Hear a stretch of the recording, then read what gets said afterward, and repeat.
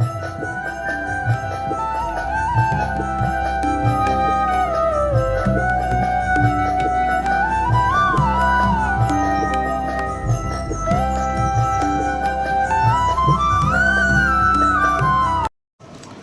जगन्नाथ। विश्व प्रेम तत्वर तृतीय अर्घ्य पाई आपण मानकु स्वागत। गत अध्याय रे आमी इमोशन संपर्क रे आलोचना करथिले। सेथिरे आमे विभिन्न प्रकार इमोशन बा भावप्रवण संपर्क रे उपस्थापन करथिलु। सबुठारु मारात्मक इमोशन बा भावप्रवण होछि एंगर बा क्रोध। आज एही क्रोध संपर्क रे केतोटी कथा आलोचना करिबा। क्रोधर अन्य नाम राग। निज उपरे रागिबा, अन्य उपरे रागिबा यह एक दैनंदिन घटना। यह जे केवल मनीष मानक ठार रही ताहा नुहे, पशु पक्षी समस्त ठार मध्य यही क्रोध अवस्था रही। साप उपरे गोड़ पड़िले से हठात फंप शब्द करी कामुड़िया पाई गोड़ाए। मऊ फेणार आघात कले महुमाछीटी भण भण शब्द करी मारिया को धाई आसे। पिंपुड़ी सामान्य जीव, हठात पिंपुड़ी बलारे गोड़ पड़गले शह शह पिंपुड़ी गोड़ को कामुड़ी पकाती। सेहीपरि पशु माने रागिले सिंह अथवा मुहरे आक्रमण करती। पक्षी माने यही रागिया पाई निजर थंट व्यवहार करती। आममानक मध्यरे रागर मात्रा बेसी भरी रही। जड़े रागिया मात्रे तार मुह पूरापूरी लाल पड़ जाए। आसतु यही राग बा क्रोधर डेफिनेशन बा संज्ञा संपर्क में जानिबा। क्रोध हेउछि एक तीव्र भाव प्रवणता बा इमोशन अवस्था। यह एक अनुभूत उत्तेजना जहाँ आघात किंबा धमक प्रति सृष्टि होता एक दृढ़ असहज एवं असहयोगी प्रतिक्रिया प्रति जड़ित। यही क्रोध मनुष्यर चिर शत्रु।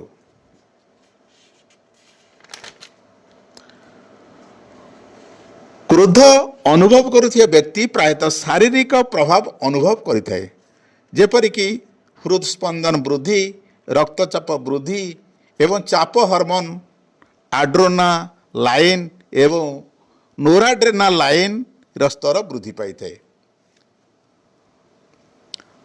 क्रोधर अनेक शारीरिक एवं मानसिक परिणाम हो पारि थाए। यार बाह्य प्रकाशन है मुहर भाव प्रवणता, शरीर भाषा, शारीरिक प्रतिक्रिया, केते समय सार्वजनीन आक्रमणात्मक कार्य मध्य देखा जाए। क्रोध आत्मनिरीक्षण क्षमता और वस्तुनिष्ठ पर्यवेक्षण क्षमता मध्य हराई बसते। एणु क्रोधी व्यक्ति भूल करते। अनियंत्रित क्रोध व्यक्तित्व किंबा सामाजिक सुस्थता को नकारात्मक भाव में प्रभावित करिपारे एवं क्षतिकारक करिथाए। यह मध्य स्वास्थ्य पर विशेष प्रभाव पकाई थाए। ता सहित निज चतुर्पार्श्व थिबा लोकमानक मध्य गोटे नकारात्मक प्रभाव पकाई थे। क्रोध व्यक्ति जो आचरण प्रदर्शन करे सेठारे जड़े साधारण निरपेक्ष व्यक्ति मध्य असुस्थ अनुभव करे। तेणु साधारण निरपेक्ष व्यक्ति सर्प भली दुर्जन क्रोधी व्यक्तिर निकटर अवस्थान करने उचित नुहे, कारण एमाने परिवेश को एते बिगाड़ी दियंती जे जड़े साधारण व्यक्ति मन एवं मस्तिष्क भारसाम्य हराई बसे। मनस्तत्विद मान द्वारा तीन प्रकार क्रोध चिन्हट होइछि। गोटे होछि क्षणकोप अर्थात शीघ्र हठात क्रोध। आत्म संरक्षण पाई प्राणी हठात यही क्रोध आचरण करे। जेतेबेले प्राणी जंत्रणा अनुभव करे किंबा कौनसी कार्य रे हठात फसी जाए से क्षेत्र रे यही क्रोध प्रदर्शन करे। तापरे स्थिर एवं जानीशुणी करा जाउथिया क्रोध। अन्य मानक द्वारा जानीशुणी होइतवे क्षति किंबा अनुचित व्यवहार प्रतिक्रिया होछि एही क्रोध। एही क्रोध प्रदर्शन पाई प्राणी बाध्य हुए, कारण अपर प्रतिक्रियाशील व्यक्ति ନିଜର ଜ୍ଞାତରେ ଏହି ଭୁଲ ଜାଣିଶୁଣି କରିଥାଏ। ତେଣୁ ଏହାକୁ ଦମନ କରିବା ପାଇଁ କ୍ରୋଧ ପ୍ରଦର୍ଶନ କରିବାକୁ ବାଧ୍ୟ ହୋଇଥାଏ। ତାପରେ ତୃତୀୟଟି ହେଉଛି ସ୍ୱଭାବଗତ କ୍ରୋଧ। ଏହି କ୍ରୋଧ ମନୁଷ୍ୟର ଚରିତ୍ରଗତ ଗୁଣ ସହିତ ଜଡ଼ିତ। ଏହି କ୍ରୋଧର ଉଦାହରଣ ହେଉଛି ଟିକିଏ କଥାରେ ଚିଡ଼ଚିଡ଼ା ହେବା, ବିରକ୍ତତା ପ୍ରକାଶ କରିବା ଏମାନଙ୍କର ସହଜାତ ଗୁଣ। କ୍ରୋଧର ଆଉ ଗୋଟିଏ ଦିଗ ଅଛି ଯାହା ମଙ୍ଗଳମୟ। କ୍ରୋଧ ସବୁବେଳେ ଅମଙ୍ଗଳ କରେ ତା ମାନେ ନୁହେଁ। ଯାହା ଭୁଲ ଆଚରଣର ସଂଶୋଧନ କରିଥାଏ, ସାମାଜିକ ନ୍ୟାୟର ପ୍ରୋତ୍ସାହନ ଦେଇଥାଏ, ନକାରାତ୍ମକ ଭାବନା ଅଭିଯୋଗ ଗ୍ରହଣ କରି ଏହାର ସମାଧାନ ଦିଗରେ ଦୃଢ଼ ନିଷ୍ପତ୍ତି ନେବା ପାଇଁ ମଧ୍ୟ ବ୍ୟବହାର ହୋଇଥାଏ। ତେଣୁ ମଙ୍ଗଳମୟ କ୍ରୋଧର ଭୂମିକା ବିଶେଷ ପ୍ରୟୋଜନ। ଆମେ ଯେଉଁ ଦ୍ୱିତୀୟ କ୍ରୋଧ ଆଲୋଚନା କଲେ ସ୍ଥିର ବା ଜାଣିଶୁଣି କରାଯାଉଥିବା କ୍ରୋଧ। କାରଣ କେତେକ ବ୍ୟକ୍ତି ସମାଜରେ ଅନ୍ୟାୟ ଅନୀତି କରିଥାନ୍ତି, ସେମାନଙ୍କୁ ଦମନ କରିବା ପାଇଁ ଏହି ମଙ୍ଗଳମୟ କ୍ରୋଧ ବ୍ୟବହାର କରାଯାଏ। ନହେଲେ ସମାଜ ଭାରସାମ୍ୟ ହରାଇ ବସିବ। ବିଶେଷ କରି ଛୋଟ ପିଲାମାନେ ଯେତେବେଳେ ଭୁଲ କରନ୍ତି, ଅଗ୍ରଜମାନେ ସେମାନଙ୍କୁ ସଂଶୋଧନ କରିବା ପାଇଁ ମଧ୍ୟ ମଙ୍ଗଳମୟ କ୍ରୋଧ ବ୍ୟବହାର କରନ୍ତି। ବିନାଶକାରୀ କ୍ରୋଧରେ ବ୍ୟକ୍ତି ସହାନୁଭୂତି, ବିଚକ୍ଷଣତା କିମ୍ବା ଚିନ୍ତାଶୀଳତା ହରାଇ ବସେ। ଏମାନେ ନିଜର ତଥା ଅନ୍ୟମାନଙ୍କର ଭୟଙ୍କର କ୍ଷତି କରିଥାନ୍ତି। କ୍ରୋଧକୁ ଯେତେବେଳେ ଏକ ଅନୁଭୂତ ବିପଦ ପ୍ରତି ଏକ ସୁରକ୍ଷାମୂଳକ ପ୍ରତିକ୍ରିୟା କିମ୍ବା ପ୍ରବୃତ୍ତି ଭାବରେ ଦେଖାଯାଏ, ସେତେବେଳେ ତାହାକୁ ସକାରାତ୍ମକ ଭାବରେ ଗ୍ରହଣ କରାଯାଏ। କ୍ରୋଧ ପ୍ରକାଶନର ତିନୋଟି ବୈଶିଷ୍ଟ୍ୟପୂର୍ଣ୍ଣ ଲକ୍ଷଣ ଅଛି। ଏକରେ ହେଲା ନିଷ୍କ୍ରିୟ କ୍ରୋଧ। ଏ ପ୍ରକାର କ୍ରୋଧ ପ୍ରକାଶିତ ହୁଏ ନାହିଁ, ଏହା ମନ ମଧ୍ୟରେ ଥାଏ। କେତେକ କ୍ଷେତ୍ରରେ ହସ ନଥିଲେ ମଧ୍ୟ ଏମାନେ ନକଲି ହସ ସୃଷ୍ଟି କରନ୍ତି। ଏମାନେ ଅନ୍ୟ କ୍ରୋଧ ପ୍ରଦର୍ଶନରେ କୌଣସି ପ୍ରତିକ୍ରିୟା ପ୍ରକାଶ କରନ୍ତି ନାହିଁ। ଏ ପ୍ରକାର କ୍ରୋଧରେ ମନୁଷ୍ୟ କୌଣସି ପ୍ରତିକ୍ରିୟା ପ୍ରକାଶ ନ କରି ଶୋଇପଡ଼େ କିମ୍ବା କୌଣସି ଯୁକ୍ତି କରେ ନାହିଁ, କିମ୍ବା ଭୟଭୀତ ହୋଇ ନୀରବ ରୁହେ କିମ୍ବା ସେ ସ୍ଥାନ ପରିତ୍ୟାଗ କରେ।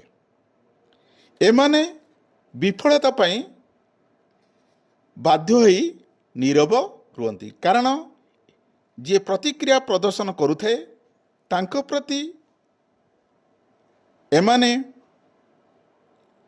ବାଧ୍ୟ ହୋଇ ରହିଯାଆନ୍ତି, କାରଣ ସେମାନେ ବାଧା ସୃଷ୍ଟି କରିପାରେ ନାହିଁ। କେତେ କ୍ଷେତ୍ରରେ ଲୋକମାନେ ନିଜେ ଧରା ନ ପଡ଼ି ଅନ୍ୟକୁ ଆକ୍ରମଣ କରିବା ପାଇଁ ପ୍ରୋତ୍ସାହିତ କରନ୍ତି, କିମ୍ବା ଏମାନେ ଅନ୍ୟ ନାମରେ ନିଜ ନାମ ନ ଯୋଡ଼ି ବେନାମୀ ଅଭିଯୋଗ କରନ୍ତି, କିମ୍ବା ଏମାନେ କ୍ରୋଧ କରି ଅନ୍ୟର ଜିନିଷ ଚୋରି କରନ୍ତି କିମ୍ବା ଅନ୍ୟମାନଙ୍କୁ ଠକନ୍ତି। କେତେ କ୍ଷେତ୍ରରେ ଏମାନେ ନିଷ୍କ୍ରିୟତା ଅବଲମ୍ବନ କରୁଥିବାରୁ ଏମାନେ ନିଜକୁ ଦୋଷ ଦିଅନ୍ତି କିମ୍ବା ଅତ୍ୟଧିକ କ୍ଷମା ମାଗନ୍ତି କିମ୍ବା ଅତ୍ୟଧିକ ସମାଲୋଚନାକୁ ଆମନ୍ତ୍ରଣ କରନ୍ତି। ଦ୍ୱିତୀୟ ପ୍ରକାର କ୍ରୋଧ ହେଲା ଆକ୍ରମଣ କ୍ରୋଧ। ଏ ପ୍ରକାର ସିଧାସଳଖ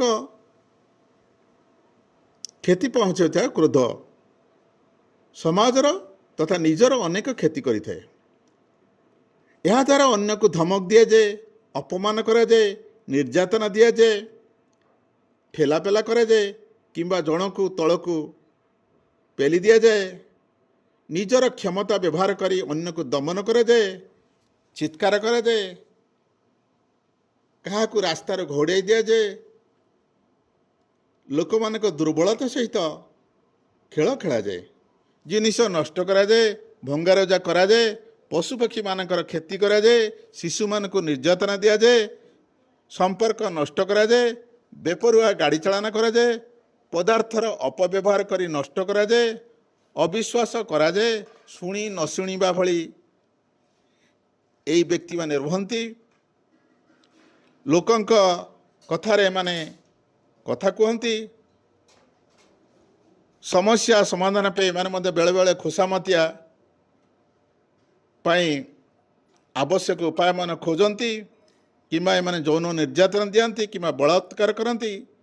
କିମ୍ବା ଜାତିଭେଦ ସୃଷ୍ଟି କରନ୍ତି, ମୌଖିକ ଦୁର୍ବ୍ୟବହାର ପ୍ରଦର୍ଶନ କରନ୍ତି, ପକ୍ଷପାତ ପୂର୍ଣ୍ଣ ନୀତି ଅବଲମ୍ବନ କରନ୍ତି, ଅଶ୍ଳୀଳ ଥଟ୍ଟା କିମ୍ବା ଇଙ୍ଗିତ କରନ୍ତି।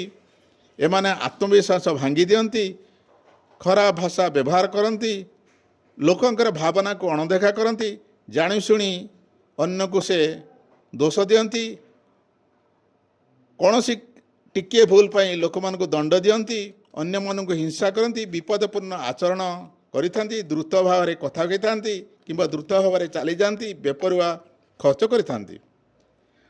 ଏମାନେ ଅନ୍ୟମାନଙ୍କର ଭାବନାକୁ ଅଣଦେଖା କରନ୍ତି, ସ୍ୱାର୍ଥପରତା ନୀତି ଅବଲମ୍ବନ କରନ୍ତି, ସାହାଯ୍ୟ ପାଇଁ ଅନୁରୋଧ କଲେ ମଧ୍ୟ ସେମାନେ ଉତ୍ତର ନ ଦେଇ ନୀରବ ରୁହନ୍ତି, ଲୋକଙ୍କୁ ଭୟଭୀତ କରି ଧମକ ଦିଅନ୍ତି, ସେମାନଙ୍କର ସମ୍ପତ୍ତି ଆଶାର ମଧ୍ୟ କ୍ଷତି କରିଥାନ୍ତି।